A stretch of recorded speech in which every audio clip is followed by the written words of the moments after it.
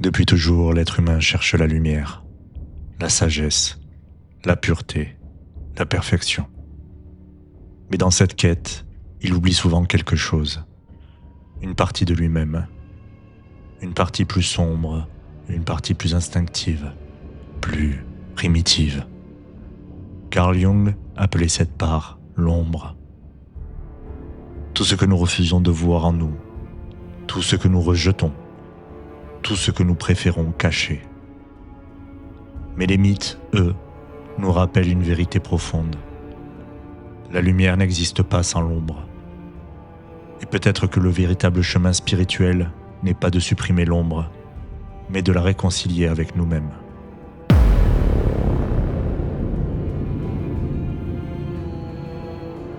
Dans la pensée de Carl Jung, notre psyché possède plusieurs dimensions. Et parmi elles, il y a l'ombre. Elle contient nos peurs, nos colères, nos désirs interdits, nos instincts, nos blessures. Tout ce que notre identité consciente refuse d'accepter. Nous voulons être bons, calmes, sages. Alors nous rejetons tout ce qui semble incompatible avec cette image. Mais ce que nous rejetons ne disparaît jamais. Cela descend dans l'inconscient et continue d'agir dans l'ombre. Jung disait « Ce que l'on ne rend pas conscient apparaît dans notre vie comme un destin. » Autrement dit, ce que nous refusons de voir en nous se manifeste souvent dans le monde extérieur.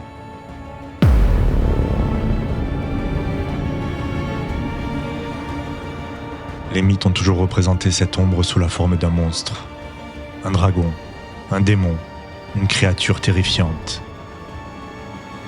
Persée doit affronter Méduse, Saint Georges combat le dragon, Thésée descend dans le labyrinthe pour vaincre le Minotaure. Mais ces monstres ont une particularité étrange. Ils vivent presque toujours dans un lieu souterrain. Une grotte, un labyrinthe, un monde caché, exactement comme l'ombre dans la psyché. Et dans ces récits, le héros ne peut pas devenir pleinement lui-même tant qu'il n'a pas rencontré cette créature. Autrement dit, le héros doit rencontrer et confronter sa part d'ombre.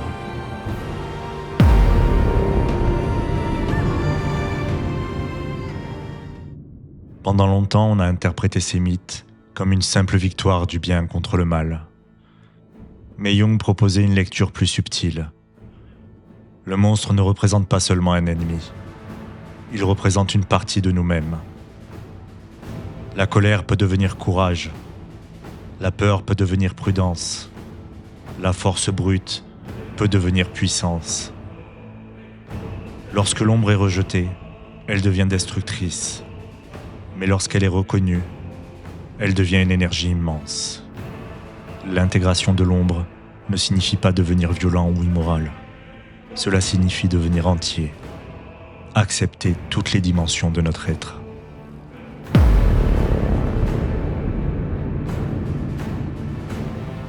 Nos récits modernes continuent de raconter cette histoire. Dans Star Wars, Luke doit affronter Dark Vador, mais il découvre que le véritable combat est intérieur. Dans Harry Potter, Voldemort incarne les parts sombres de l'humanité. La peur de la mort, la soif du pouvoir. Dans Le Seigneur des Anneaux, l'anneau révèle la part sombre de chacun, et même les héros peuvent tomber. Nous pourrions encore citer Matrix, Fight Club ou Avatar. Encore et encore, nos histoires nous rappellent que le véritable danger n'est pas l'ombre, mais le refus de la regarder.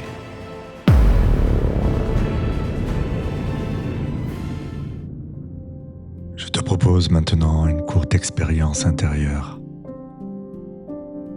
Prends un moment et installe-toi confortablement. Ferme doucement les yeux et respire lentement.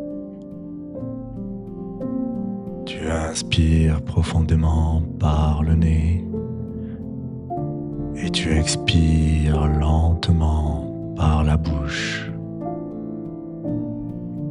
Tu inspires profondément par le nez et tu expires lentement par la bouche. inspires profondément par le nez et tu expires lentement par la bouche.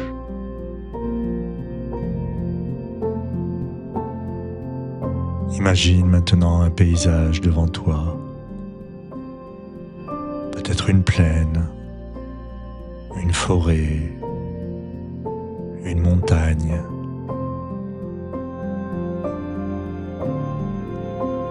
Imagine ce paysage à la saison que tu souhaites, l'été, l'hiver.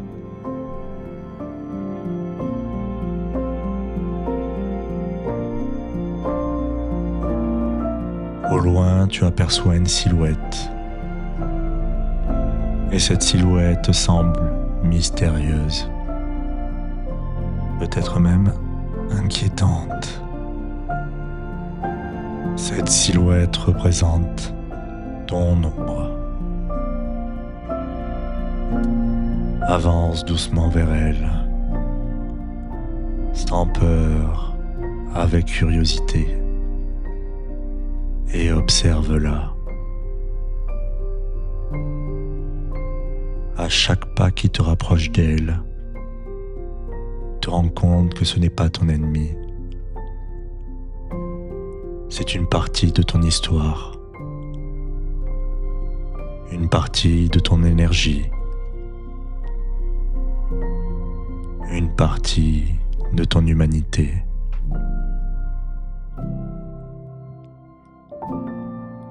Maintenant, imagine que tu lui tends la main. Et cette silhouette accepte ce geste. Peu à peu, vos deux silhouettes se rapprochent et fusionnent. L'ombre et la lumière deviennent une seule présence.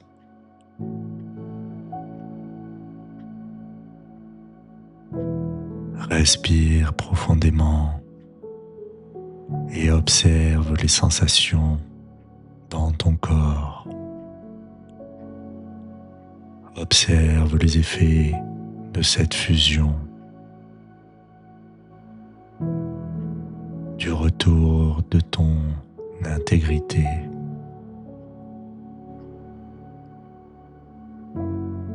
Tu n'es plus divisé maintenant.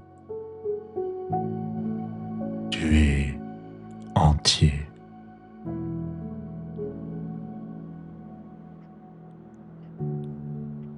À chaque inspiration, tu intègres davantage l'énergie de cette fusion. Et à chaque expiration, tu diffuses cette énergie dans ton corps. Tu inspires et tu accueilles cette énergie. Tu expires et tu la diffuses dans ton corps.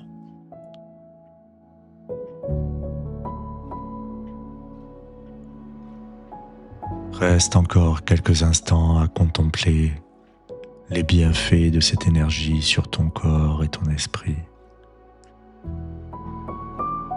Et ancre en toi toute cette expérience.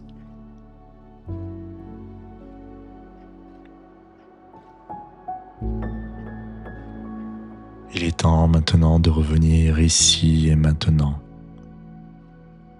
Et pour ce faire, tu vas commencer par redonner du mouvement dans ton corps, en bougeant les doigts, les orteils, les poignets, les chevilles. Tu vas pouvoir t'étirer, bâiller si tu en ressens le besoin. Et lorsque tu seras prêt, tu pourras réouvrir les yeux.